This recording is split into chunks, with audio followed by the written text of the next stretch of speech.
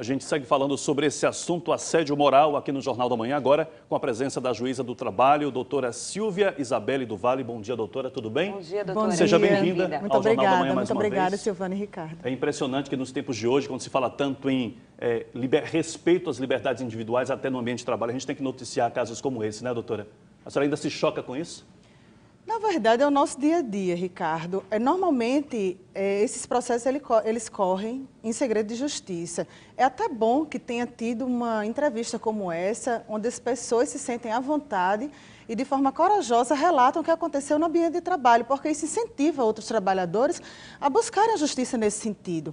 Porque já houve uma decisão de primeira instância, concedendo indenização por danos morais, e isso termina incentivando outros trabalhadores também a buscarem a justiça. Doutora Isabelle, o que caracteriza de fato o assédio moral? É sempre quando isso parte de uma pessoa que está numa posição hierárquica superior a esse funcionário? O que caracteriza? Normalmente sim, mas não exclusivamente. É possível assédio moral de uma forma inversa também, de baixo para cima, como a gente chama.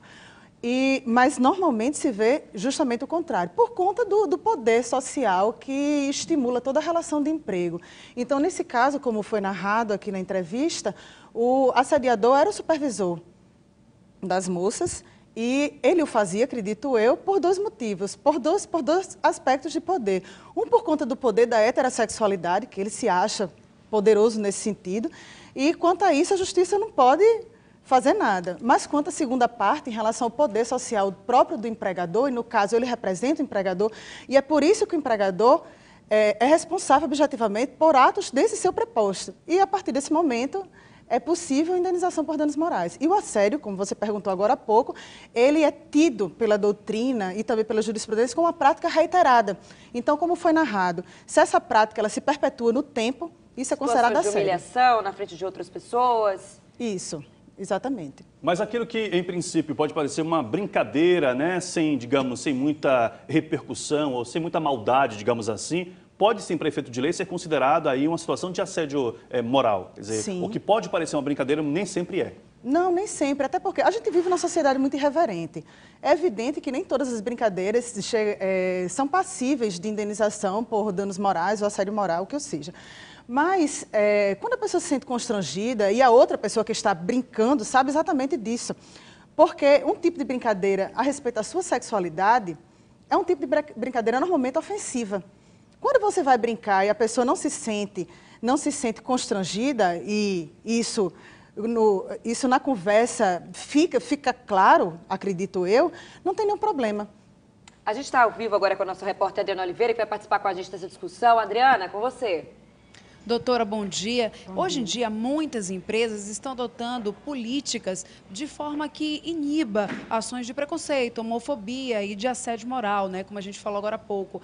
Então, não seria esse o momento de tornar isso uma determinação legal para que todas agissem dessa forma e não apenas quando uma empresa quer fazer isso?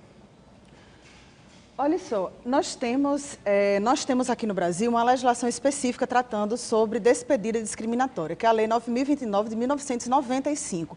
Pouca gente sabe disso, mas se um trabalhador ele for despedido por qualquer motivo discriminatório, e esse que foi narrado agora há pouco é um dos. Exatamente. E aquele rol que está previsto na lei não é taxativo, ou seja, além dos que estão previstos na lei, outros podem ser enquadrados como tais, como atos discriminatórios. Então, esse tipo de despedida é sim passível de reintegração e também de indenização. Agora, por exemplo, prevenir essa prática dentro da empresa é muito mais complicado, sobretudo porque a gente não tem aqui no Brasil até hoje uma legislação específica para proteger o empregado contra despedidas sem qualquer motivo. Então, teoricamente, o empregador pode chegar na empresa e dizer: você está despedido sem qualquer motivo. E o ônus da prova pertence normalmente ao empregado. Doutora, vamos às perguntas que chegam agora pela internet dos nossos telespectadores sobre esse tema. Aqui no telão, por favor, acompanhe com a gente. Vamos ver a primeira delas. Não sou um chefe preconceituoso, mas tenho que dar o exemplo e não permito que meus funcionários troquem carícias no ambiente de trabalho. Como temos muitos homossexuais aqui na empresa, vale a regra de não termos beijos, abraços ou demonstrações de afeto. Estou correto nesta minha decisão de gerente? É o Fábio William, aqui de Salvador. Olha só, isso vale para os heterossexuais também, Claro. não só para os homossexuais. Ambiente de trabalho é ambiente profissional. Você não tem que ficar expondo a sua individualidade, a sua sexualidade, seja ela qual for, dentro do ambiente de trabalho, porque ali não é um ambiente propício. Eu acredito que a conduta esteja correta nesse sentido. Separar a vida pessoal aí da vida profissional. Doutora, a gente tem perguntas chegando aqui. O seguinte, fiquei afastada durante 1 ano por doença e ao voltar tenho passado por vários constrangimentos, pois a empresa quer que eu peça demissão, além de estar com algumas restrições que não consigo seguir por causa da administradora. Eu sou constantemente trocada de unidade. O que é que eu devo fazer? Essa pessoa não se identificou aqui. Esse é um caso de Como assédio agir? moral. Esse é um caso de assédio moral, porque a pessoa se sente constrangida exatamente pelo fato de estar doente. E o TST, recentemente, fez publicar uma súmula tratando de doenças graves, dizendo que a despedida de um empregado com doença grave, a despedida, o ônus da prova de comprovar realmente que essa dispensa não foi discriminatória, é do empregador. Ou seja, se o empregado é despedido doente, cabe a ele, se ele ingressar na justiça, por óbvio, cabe ao empregador comprovar que não o despediu de forma discriminatória. Mais uma pergunta, doutora, que chega aqui para a gente no telão. Vamos conferir a próxima pergunta sobre esse tema, assédio moral, aqui no Jornal da Manhã. Vamos ver aí. Tenho um relacionamento amoroso de 13 anos com um subordinado meu. Sei que falam de nós pelas costas aqui na empresa, mas nunca tiveram coragem de fazer brincadeiras pela frente. Como devo proceder nesse caso, já que todos sabem desse meu relacionamento sem parecer autoritário? Ou seja, ele está com receio de parecer autoritário e subordinados. É o Bernardo, aqui de Salvador, doutora.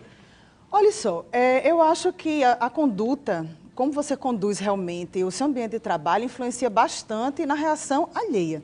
Então, se ele tem uma conduta profissional, isso eu acho que não vai acarretar nenhum problema no ambiente de trabalho, que é o que me parece, né?